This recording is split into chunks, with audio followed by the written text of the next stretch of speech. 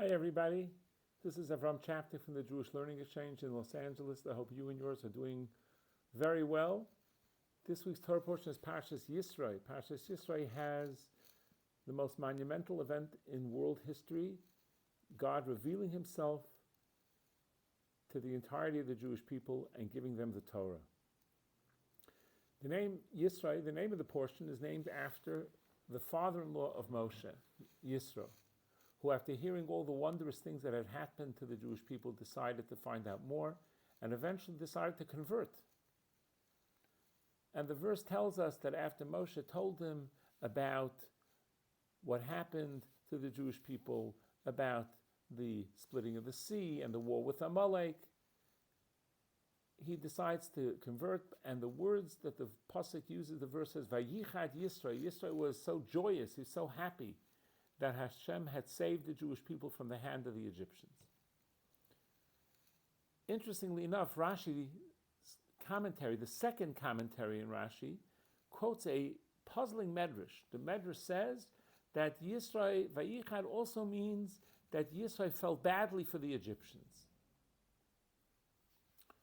And this is very odd. Yisro knew about the wickedness of the Egyptians, and he clearly was siding on the side of the Jewish people. He himself converts. So why is he upset about what happened to the Egyptians? They deserved it. But the Beis Yisrael, Zatzal, the great Ger Rebbe,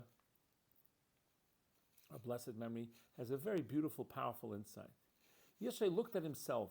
He was a man who had traveled the world and searched out all the idols and saw all of them were false, till eventually he came to Judaism and saw the truth of that and converted to Judaism. Yisro felt badly for some of the Egyptians. Maybe some of them would have repented. Maybe some of them would have realized the mistake of their past and become better. And this is a very powerful lesson on how we should view others and ultimately ourselves. We should bear in mind we have tremendous potential. And even people who maybe have made terrible mistakes could change, could become better. They may not, but they could. And this is what the Beis Yisrael says is where Yisro was saddened. He said, I knew for myself that we could become better. And maybe some of them would have. And that's the loss, the terrible loss of what had happened to the Egyptians. Alon was a fighter pilot for the Israeli Air Force, one of the best pilots they had. And one day, in a moment of calm, he said, before long, I'm going to have to be retired because I'm reaching the age where I won't be able to be a fighter pilot. So what is life all about? Yes, I saved my people, I protected my people. That's a very valuable and important lesson, an important deeds that I did. But what about now? Is life just now going to be about eating, drinking, working, and resting and relaxing? And he decided to go talk to a rabbi, and he talked to the rabbi, and he took a leave of absence from the Air Force, and he went to study in Yeshivas Or Sameach. And after 6 months, he became totally religious and decided to retire from the Air Force. And he eventually married a Baal Tshuva, returning to Judaism, and started a family with her.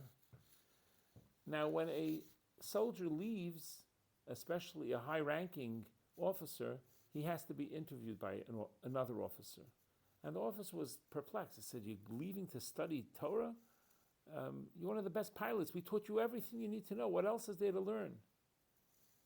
And he answered, you're making a mistake. I discovered that for the Jewish people to survive, we need to know a lot more than just how to fly a Skyhawk or a Phantom. There's a vast Torah to learn, and that's the key to our survival, the study of Torah.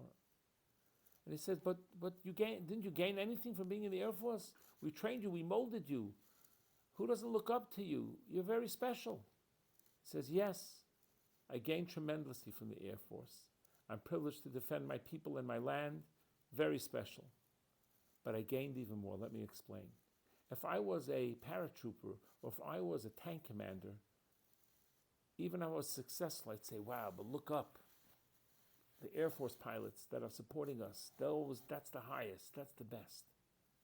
So I'm glad I was the best out in the world to know and remember that it's not enough. There's more to life. And the survival of the Jewish people is tied to the study of Torah and living Torah. And I want to explore that and find out more and do more. So yes, I gained a lot from my Air Force experience. But ultimately, I thank you for that. But ultimately, the real meaning of life for my soul will be the study and living Torah. So this is a very appropriate section, dealing in the portion of the giving of the Torah, because it's teaching us never give up on ourselves. Always look up and see, I could become better, and other people could become better, and see someone else's potential to grow and change, just like Yisro did in himself, and he ultimately made the move, the difficult move, but he did it, and the potential he saw in others as well. Have a wonderful Shabbos. All the best. Take care.